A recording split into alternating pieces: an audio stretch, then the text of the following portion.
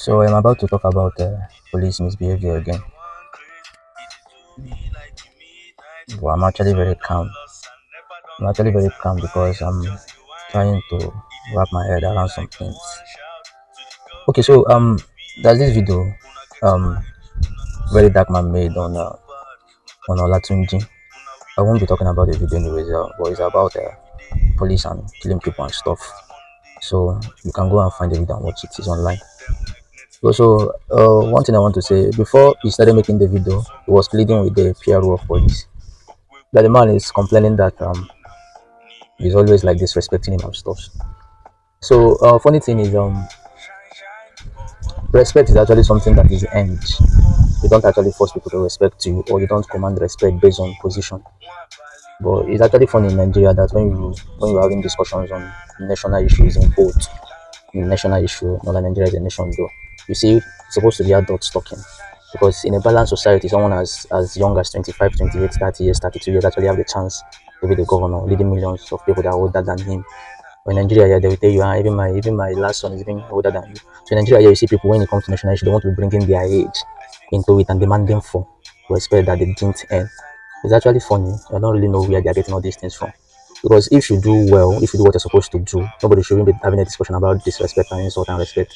But more or less, like people are actually concerned. People are like kind of almost running mad, trying to call your attention to things, but trying to call your attention to things you are supposed to do.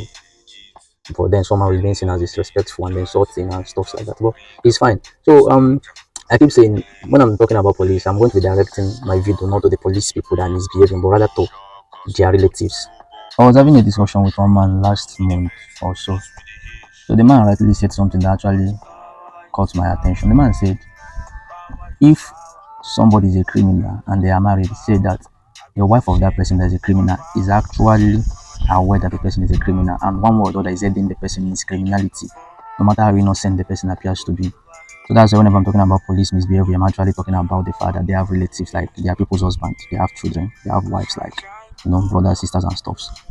So, but there's one thing that I want to put as a fact, so that people that are still interested in Nigeria, like people that are still interested in rescuing Nigeria, you actually have it at the back of their mind.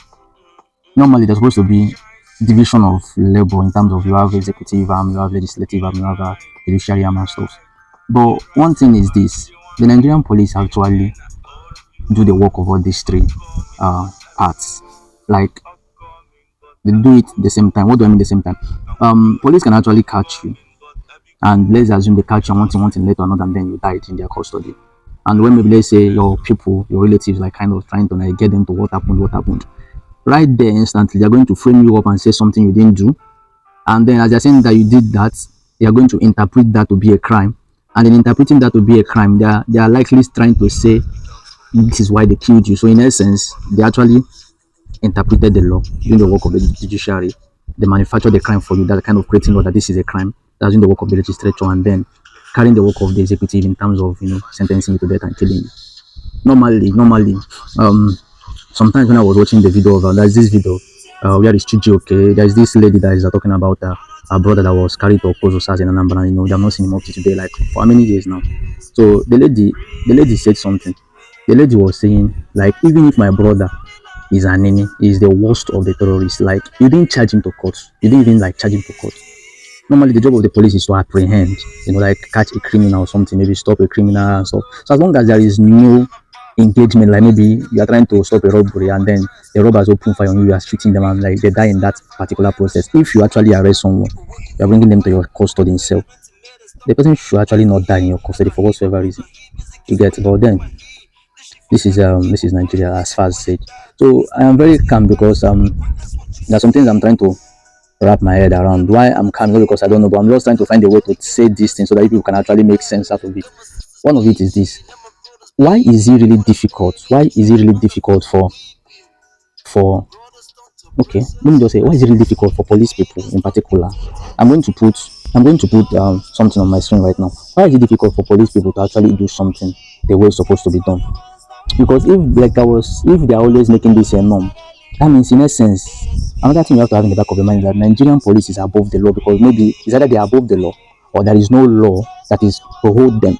That's why from like as way back as I in particular can remember, from way back to like 2010, 11. They have been killing people for doing nothing up to today, and there's not single one of them that's been brought to book about that. Rather, even in this big 2025, it's still happening. You know, so it brings us to the question: is there really a law that is binding these people? Is there really like a conduct they're supposed to follow? Because it doesn't make sense if a wrong thing is happening every now and again. It keeps happening, and then there are people that are like supposed to be in charge. Like you have the IGP, the PRO, all these people they're in charge. But like, what are they really like? What are they really doing about it? Like, is it that all of them are in support of the fact that a random average Nigerian can actually step out of his house and not come back again, and then he's dead just because police met him on the road? Like, how did this thing sound? So, like, it's actually verifiable that there is no law that is in Nigeria that like there's no law, or maybe you can say the law only works when it comes to the disadvantage of an average person or maybe a poor person, because it's actually obvious with what if you're looking at what the police people are doing.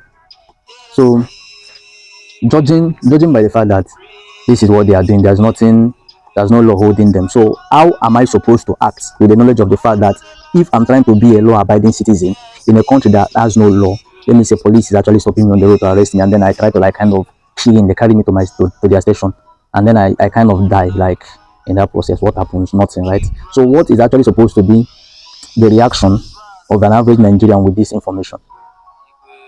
Anyways, why I'm making these videos because like I would rightly say sometimes, see the average man that is actually disadvantaged understand that he needs to apply ruthlessness. Maybe nothing will change. So because let me assume my dad is a police officer, whether they like police PRO sometimes you say it is the few bad eggs that are doing this thing. But let me assume the fact that my dad is a police officer and is not one of the few bad eggs per se. If you're actually engaging in conversation like this, why do your colleagues actually do things like this? Why do your colleagues actually meet someone on the road and like kind of collect like up to 1 million naira from the person? It's not like the person did anything. No. Why will somebody die in you people's custody? Like why will somebody like Ella Hati be taken to the police station, then people kill the person and stuff like that? Like why? So where is the brothers? Where are the sons? Where are the daughters? Where are the siblings, the cousins, the uncles of these police officers doing these things? Is it that you guys are working together and you guys like aware that all these things are happening? And you know that oh, I have a police relative, and then this things happen. And you guys are not talking to them. Like, that means you guys are kind of comfortable with the fact that they're actually killing innocent people and like decreasing the population of innocent people every blessed day. Meanwhile, the population of the actual criminals is actually growing. But at the end of the day, you understand that criminality pays in Nigeria, so it is only a natural thing for criminality to increase. Why people doing the right thing they reduce, or they just have to run away? At the end of the day, if police people are saying their salary is not worth it, that's why they are doing this thing they are doing, they should actually resign. They should resign because at this point, it's not everything that we tell you people share. But I cannot see life for you,